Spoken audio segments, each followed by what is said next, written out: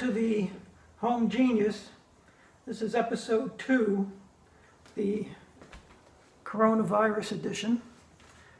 Today we're going to talk about installing a replacement microwave oven when your old one dies after only 4 years, and you have to replace it with something that may or may not be the same size or make or model, and you're dealing with limited resources and limited help to do it.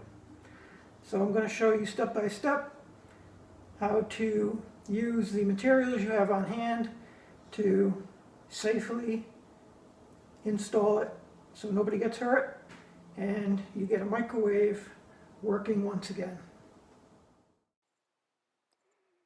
So you can see here I've removed the oven so we have better access to the underside of where the microwave is going to go, and the old microwave has been removed.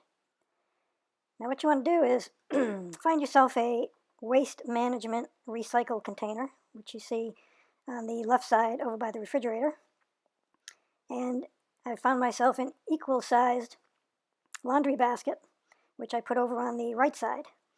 And you want to get something like a yoga mat. In this case, I've got a yoga mat under each of the baskets, and that gives it a non-slide grip. Works very nicely. Make sure it doesn't shift side to side and kill the person who's under it.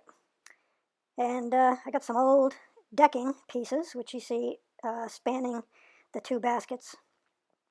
And those will be used to support the microwave in place while we shimmy it around and get it into position.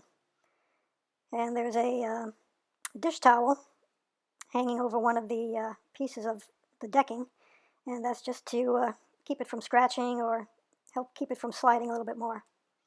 So with these tools in place, we're about ready to do a dry fit and get it in position.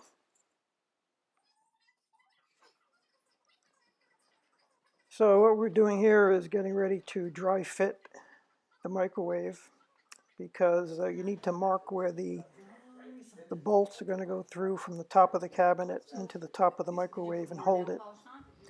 And you can see them there in the on the top of the microwave as we tip it.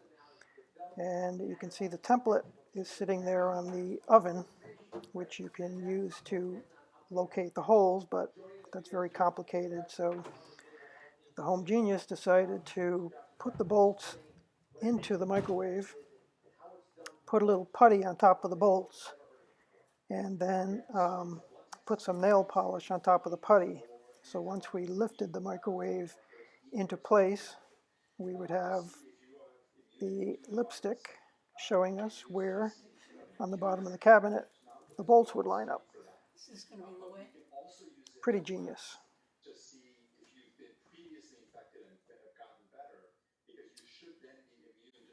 I get it. Let's just get this done.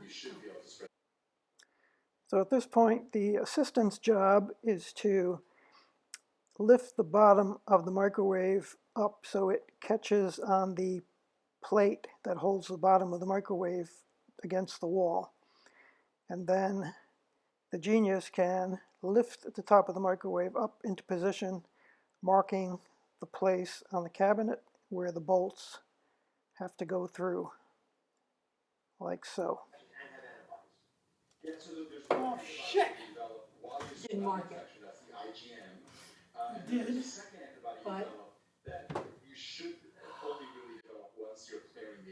the wrong fucking place. I knew it for that. Just everything's gonna be a fucking problem. Although the calculations were done multiple times, apparently the bolts were lining up with the front face of the cabinet and not the underside of the cabinet. The Home Genius suspects that it was the assistant who did not properly seat the bottom of the microwave oven in the wall space, and therefore when it got lifted up, it was too far forward.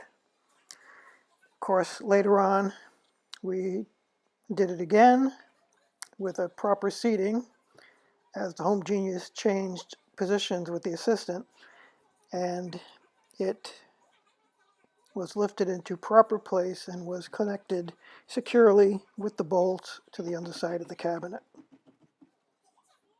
So this is a lesson for all you home doers out there.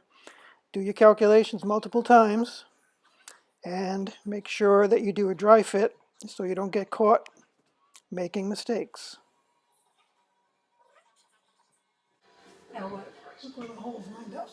Oh crap. How can that be? This is a smaller unit. Did the wall move?